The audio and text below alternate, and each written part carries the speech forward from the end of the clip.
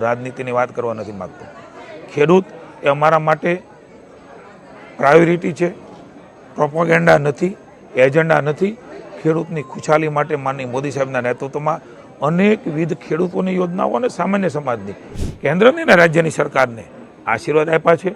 તમારા થકી અમારી સરકાર છે, તમારા થકી વિકાસ છે, ત્યારે અમારે મન તમામ સમાજ, તમામ વર્ગ, ખેડૂત એ અમારા માટે પુનઃ કહું છે પ્રાયોરિટી છે। રાજ્યની સરકાર ખેડૂતોની પડખે છે, એના માટે જે નિર્ણય લેવો પડે એના હિતમાં એ નિર્ણય એ તમામ વ્યવસ્થાઓ આજુબાજુની જોઈને ખેડૂતોની મુશ્કેલી સમજીને એ નિર્ણય રાજ્યની સરકાર લેશે। ક્યારેય જસ અબજસ મેં કર્યું, આણે કર્યું, આને જસ જાય છે, આને જસ જાય છે, આ પ્રકારની રાજનીતિ એ ખેડૂતોના નામે ન કરી એ ભારતીય જનતા પાર્ટીનો સિદ્ધાંત રહ્યો છે। ખેડૂત એ ખેડૂત છે, એ કોઈ પણ સમાજ, કોઈ પણ વર્ગ, કોઈ પણ જ્ઞાતિ, કોઈ પણ ધર્મ અને કોઈ પણ પાર્ટીનો કેમ ન હોય, અમારે મન એ ખેડૂતોની પ્રાયોરિટી છે। ત્યાં સુધી માનનીય મુખ્યમંત્રીશ્રી આદેશ કર્યા છે ખેડૂતને અત્યારે કોઈ હાલાકી ન પડે। ઉપવાસ પર ખેડૂતો બેસવાના છે, આવતીકાલે આંદોલન શરૂ થવાનું છે, શું કહેશો? ખેડૂતો માટે હંમેશા રાજ્યની સરકારે સંવેદના રાખી છે। હમણાં 25,000 કરોડ એટલે ખરીદી અને પેકેજ આખા ઇતિહાસમાં ક્યારેય કમોસમીમાં ન મળ્યું હોય એ પ્રકારની મદદ ચાહે કોઈ પણ વિપક્ષની સરકારો હોય ત્યાં પણ નથી। હું રાજનીતિની વાત કરવા નથી માગતો। ખેડૂત એ અમારા માટે પ્રાયોરિટી છે, પ્રોપોગેન્ડા નથી, એજન્ડા નથી। ખેડૂતની ખુશાલી માટે માનનીય મોદી સાહેબના નેતૃત્વમાં અનેકવિધ ખેડૂતોની યોજનાઓ અને સામાન્ય સમાજની આયુષ્યમાન ભારત કાર્ડ, શુદ્ધ પીવાના પાણી, ગ્રામીણ તંત્રને મજબૂત કરવાનું કામ, વીજળી 24 કલાક આપવાનું કામ, એમને અલગ અલગ પ્રકારે એમના લાભ કેવી રીતે મળે। હું ગણાવવા જાઉં તો ખૂબ બધી યોજનાઓ છે ભૂતકાળમાં ક્યારેય કોઈ સરકારે નથી આપી। નાની મોટી સમસ્યા આવે ત્યારે રાજ્યની સરકાર એ હંમેશા ખેડૂતોની બાજુમાં પડખે ઊભી રહી છે। ખેડૂતોને જ હંમેશા પ્રાયોરિટી આપી છે, પ્રોપોગેન્ડા નથી કર્યા। હું સમગ્ર ખેડૂતોને વિશ્વાસ અપાવું છું, અમારે મન તમારી અંદર બેઠેલો ભગવાન રામનો રાજીપો, ઈશ્વર જોવે એ રીતે આર્ટિફિશિયલ નહીં, તમને જે જરૂરિયાત હોય। ભૂતકાળમાં પણ ભૂપેન્દ્રભાઈએ બોલ્યા વગર ખૂબ કર્યું છે। બધી જ વ્યવસ્થાઓ, સરકારી વ્યવસ્થાઓ, સરકારી તંત્ર અને લાંબા ગાળાનું આયોજન એ હંમેશા ભૂપેન્દ્રભાઈનો દૃષ્ટિકોણ રહ્યો છે। ટૂંકા ગાળાના આયોજન, ટૂંકા ગાળાની નીતિઓ અને કોઈની લોભામણી વાતો અને શોર્ટકટ એ ક્યારેય રાજ્યની સરકાર અપનાવતી નથી। અનેક વ્યવસ્થાઓ એ વીજળી મંત્રી માનનીય ઋષિભાઈ, કૌશિકભાઈ, મુખ્યમંત્રી સાથે અનેક બેઠકો થઈ છે। મને સ્વયં મુખ્યમંત્રીશ્રી કહ્યું છે ખેડૂતોને ભરોસો આપજો, રાજ્યની સરકાર ખેડૂતોની પડખે છે, એના માટે જે નિર્ણય લેવો પડે એના હિતમાં એ નિર્ણય એ તમામ વ્યવસ્થાઓ આજુબાજુની જોઈને ખેડૂતોની મુશ્કેલી સમજીને એ નિર્ણય રાજ્યની સરકાર લેશે। ક્યારેય જસ અબજસ મેં કર્યું, આણે કર્યું, આને જસ જાય છે, આને જસ જાય છે, આ પ્રકારની રાજનીતિ એ ખેડૂતોના નામે ન કરી એ ભારતીય જનતા પાર્ટીનો સિદ્ધાંત રહ્યો છે। ક્યાંય પણ કોઈને પણ મુશ્કેલી ન પડે એમના માટેની સરકારે તમામ વ્યવસ્થાઓ ભૂતકાળમાં કરી છે, ભવિષ્યમાં પણ કરવાના છે। અમારી વિનંતી માત્ર એટલી છે એ એજન્ડા નથી, પ્રાયોરિટી છે, એને એજન્ડા ન બનાવીએ। ખેડૂતોને મદદ કરવા માટે થઈને કોઈ પણ આગળ આવતા હોય, આ મારા બધા જ વિષયો ખેડૂતોના માથે ન થોપે એવી પણ વિનંતી છે।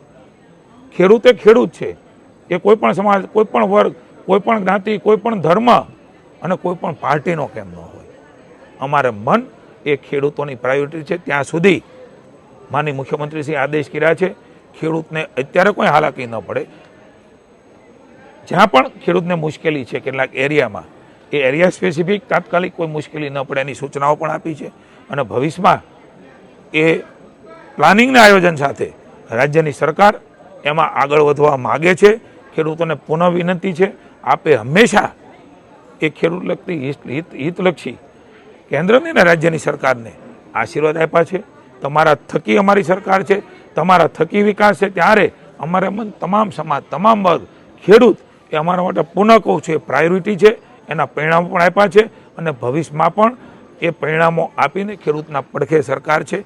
કોઈ પણના વાદ વિવાદ, સંવાદથી હંમેશા પ્રશ્નો ઉકેલાતા હોય છે અને અમે ખેડૂતો સાથે, ખેડૂતોની મુશ્કેલી સાથે કાયમ સમજીને સાથે રહ્યા છે અને રહેવાના છીએ.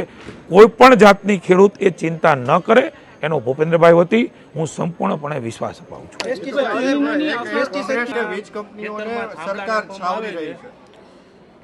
હું સમયે બધી જ વાતો કરી છે, મેં અહીંયા મારી વાતમાં પણ કરી છે. વિપક્ષના રાજ્યમાં કેવી રીતે આ પ્રકારમાં શું અપાઈ રહ્યું છે એનો હિસાબે તમને આપે. રાજ્યની સરકાર એના ઉપર કામ કરી રહી છે અને ખેડૂતોનું જ્યાં હિત હોય એવા હિતકારી નિર્ણય એ રાજ્યની સરકાર લેવાની છે. જ્યાં જ્યાં પણ જે સરકારો છે એ સરકારોમાં કોઈ પણ વિપક્ષની સરકાર હોય ત્યાંનું મારે તમને વિનંતી છે કે એ પ્રકારની તુલના એ ચોક્કસ કરીને ખેડૂતો સાથે વાત કરે. હું હજી કહું છું કે રાજનીતિ એ અમારી પ્રાયોરિટી નથી, અમારી પ્રાયોરિટી ખેડૂત છે.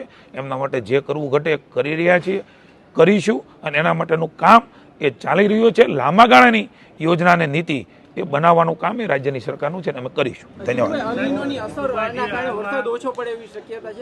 મિત્રો, અત્યારે પ્રાકૃતિક ખેતીને એમના નીકળતા જે પ્રશ્નો છે એ પ્રશ્નોની આપણે વાત કરી છે. મેં મારી વાતમાં ઘણી બધી વાત કરી છે. Thank you. આપ સૌનો આભાર માનું છું. આ બધી જ વાતો એ ખેડૂતો સુધી પહોંચે, જાગૃતિનું કામ પહોંચે, એના હિતની વાતો પહોંચે એવી આપ સૌને વિનંતી કરું છું. ખેડૂતના આશીર્વાદથી અમે સૌ કામ કરી રહ્યા છીએ. એ કણમાંથી બણ પેદા કરવાવાળા ખેડૂત એમનો પસીનો ક્યારેય એળે ન જાય એના માટેની ચિંતા એ રાજ્યની ભાજપની સરકાર અંતિમ સવાલ તમે કરી રહી છે. ખેડૂતોને ભરોસો આપો છો? અંતિમ સવાલ. ચોક્કસ મેં સાર્વજનિક કહ્યું છે, જાહેરમાં કહ્યું છે, ભૂતકાળમાં પણ અમારી જવાબદારી છે. અમે અમારી જવાબદારીમાંથી ક્યારેય છટકતા નથી અને મને ખુશી છે કે રાજ્યના ખેડૂતો સુપેરે સમજે છે અને એના પરિણામો, હું કોઈ રાજનીતિની વાત નથી કરતો, આપ સમજો છો, સમયે સમયે લોકશાહીમાં ખેડૂતોએ આપ્યા છે. હું ખેડૂતનો ઋણ સ્વીકાર કરું છું. આ અભિયાન હોય કે સરકારની બાબત હોય કે સમાજની બાબત હોય, હંમેશા ખેડૂતોએ સહયોગ એ સમાજના હિતમાં આપ્યું છે. અને હું પુનઃ એકવાર કહું છું, સૌ ખેડૂતોને કહું છું, કોઈએ પણ કિંતુ પરંતુ મનમાં ભ્રમ રાખવાની આવશ્યકતા નથી. લાંબા ગાળાની નીતિ એ કોઈ પણને યશ અપયશ મળે એની ચિંતા ભાજપની સરકાર નહીં કરે. આ પ્રકારની નીતિ અપનાવીને ખેડૂતના હિતકારી નિર્ણય એ અમે લઈશું અને ત્યાં સુધી માની મુખ્યમંત્રીશ્રીએ પણ આદેશો આપ્યા છે.